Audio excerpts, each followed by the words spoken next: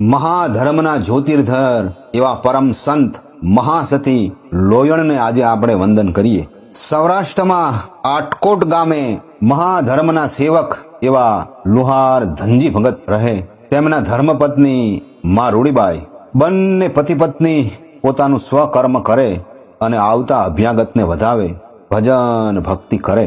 એક વખત જ્યાં ગુરુ દત્તાત્રેયના બેસણા છે એવા ગિરનારના બોરદેવી તીર્થના સિદ્ધ સંત બુદ્ધગીરી બાપુ પોતાના શિષ્ય મંડળ સાથે સનાતન ધર્મનો પ્રચાર પ્રસાર કરવા સૌરાષ્ટ્રના ગામડે ગામડે ફરી રહ્યા છે.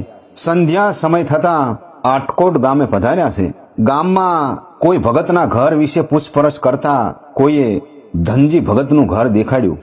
સંતોને દૂરથી આવતા જોયા એટલે ધનજી ભગત સામે આવી સંતોને વંદન કરી પોતાના ઘેર લઈ ગયા. બંને પતિ પત્નીએ સંતોનું ચરણામૃત લઈ સંતોને ભાવતા ભોજન પીરસ્યા.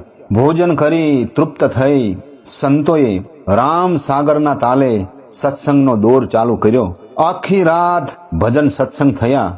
પરોઢીએ સંત મંડળે ધનજી ભગત પાસે વિદાય માંગી, પણ મા રૂડીમાં અને ધનજી ભગતે સંત મંડળને પ્રસાદ લઈને પછી જવા વિનંતી કરી.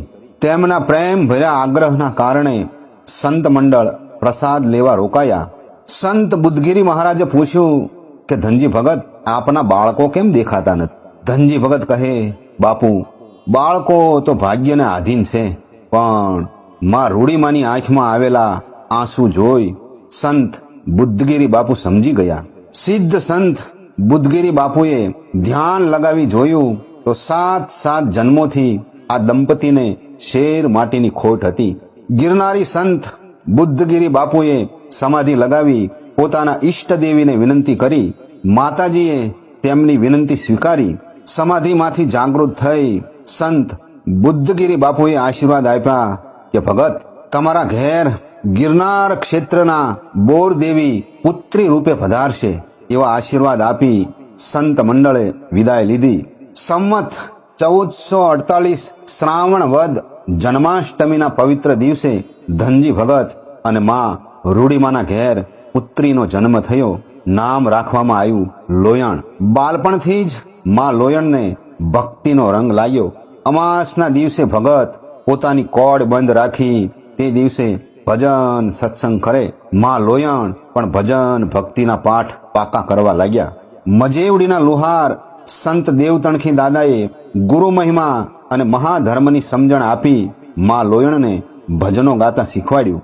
નહીં આવે આરો તારો, નહીં આવે ગુરુના શરણ વિના, નહીં આવે આરો રે.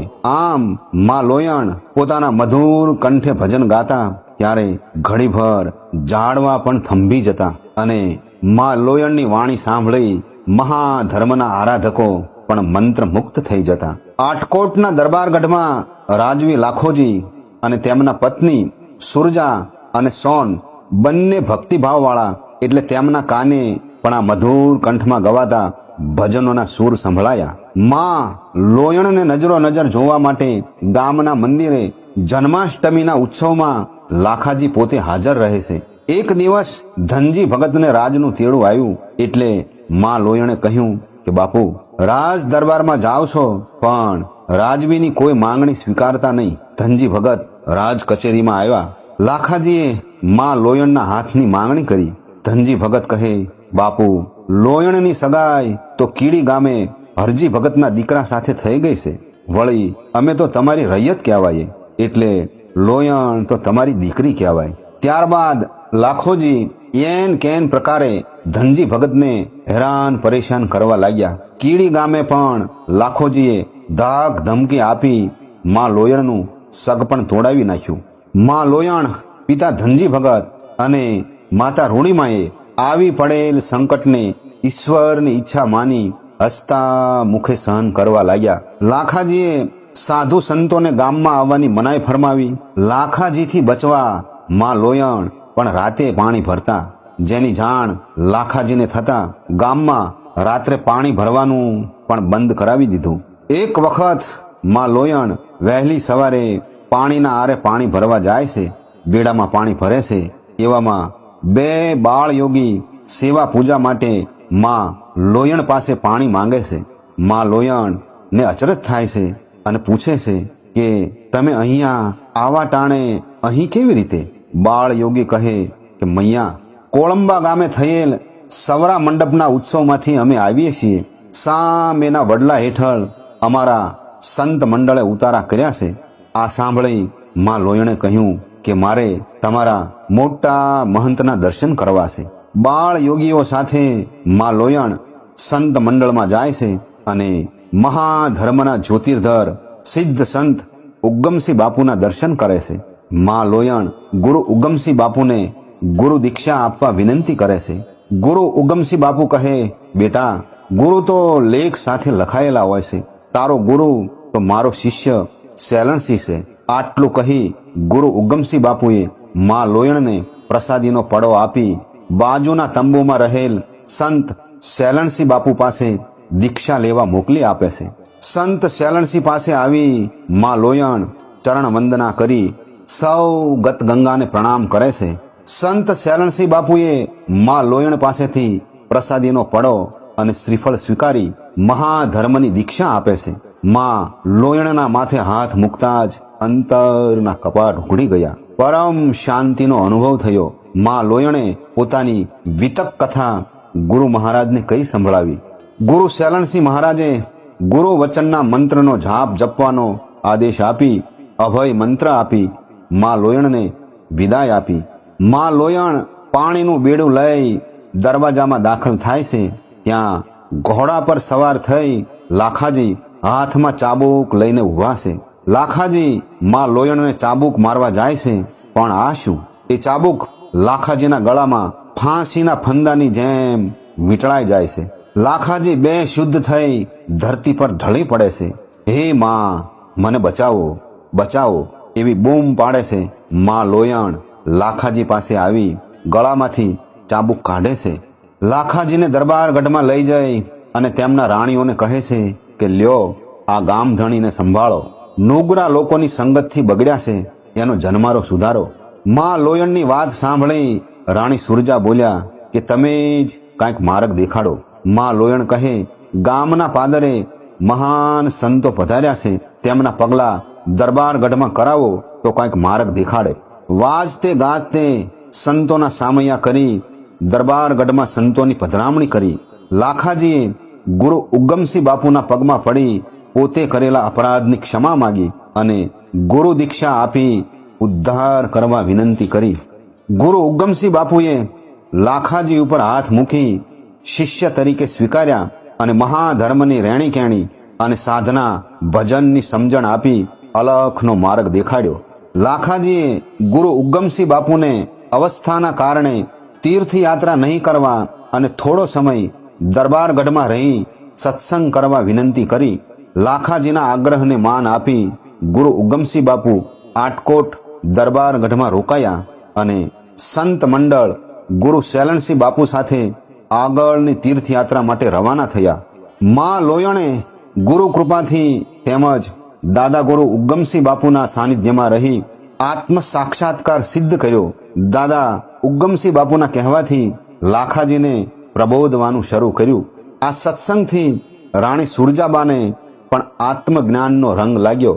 જીરે લોયણ અખંડ પરમાત્મા મેં શૂન્યમાં ભાળ્યા, એ તો ધરોધર અંતર જામી.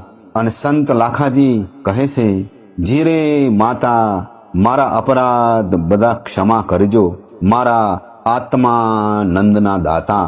આ બાજુ અંજારમાં સતી તોરલ અને જેસલ પીરે સવરા મંડપનું આયોજન કર્યું. એ સવરા મંડપમાં ગુરુ ઉગમસિંહ બાપુ અને લાખાજી રથ જોડી અંજાર જવા રવાના થાય છે. મંડપની મુખ્ય ગાદી પર દાદા ઉગમસિંહ બેસવાના છે.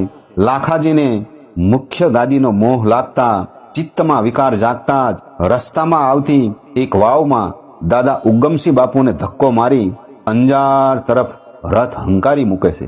ગઢ ઢેલડી નગરનું સંત મંડળ અંજાર તરફ જતા આ વાવમાંથી પાણી ભરવા વાવમાં જુએ છે તો ગુરુ ઉગમસિંહ બાપુ પદ્માસન વાળી વાવના પાણી ઉપર બેઠા છે. સંત મંડળે ગુરુ ઉગમસિંહ બાપુને વાવમાંથી બહાર કાઢી અંજાર સવરા મંડપમાં પહોંચાડ્યા. લાખાજીએ મુખ્ય ગાદી પર સ્થાન ગ્રહણ કર્યું છે. દાદા ઉગમસિંહ પધારતા જ સર્વત્ર જય જયકાર થવા લાગ્યો. મંડપના નિયમ અનુસાર 12.5 મણ તેલ કડાઈ પર ચડાવવામાં આવે છે. ગુરુ ઉગમસિંહ બાપુ આ કડાઈમાં જય અલગધણી કહીને કૂદી પડે છે. ઉકળતા તેલમાં સ્નાન કરી ગુરુ ઉગમસિંહ બહાર આવે છે.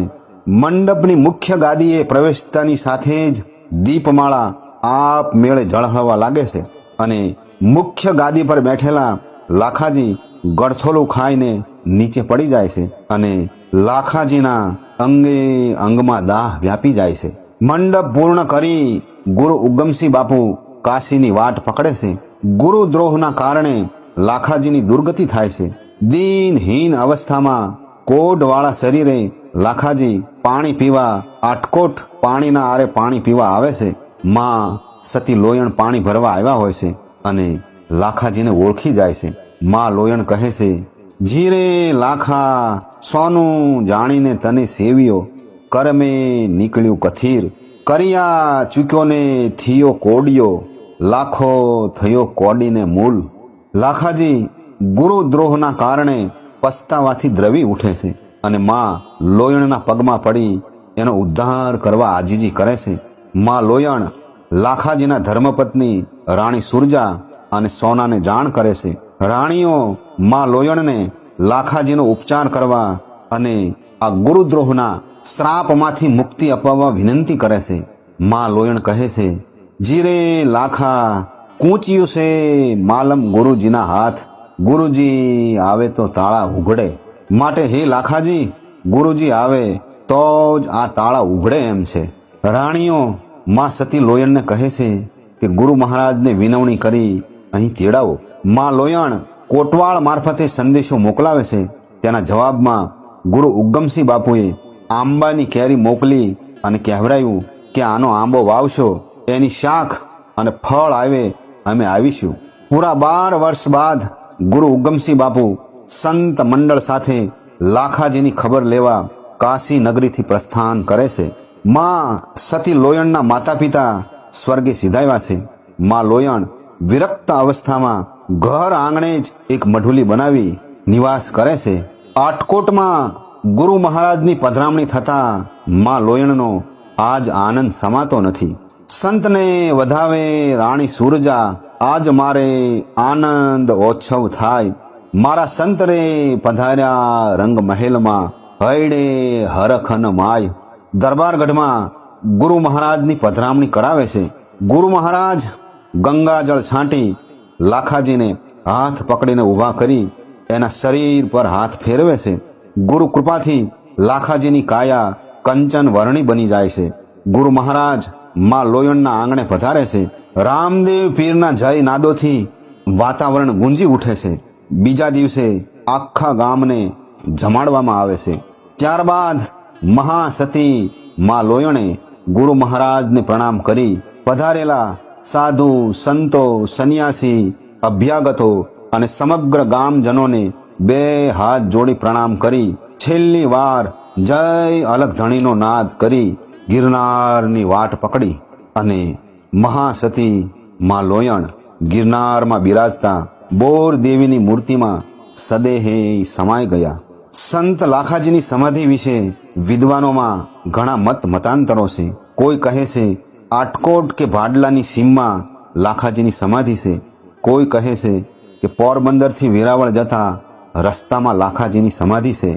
ભક્તિ, જ્ઞાન, મહાધર્મના જ્યોતિર્ધર મહાસતી માં લોયણને અને સંત લાખાજીને આજે આપણે ભાવથી વંદન કરીએ.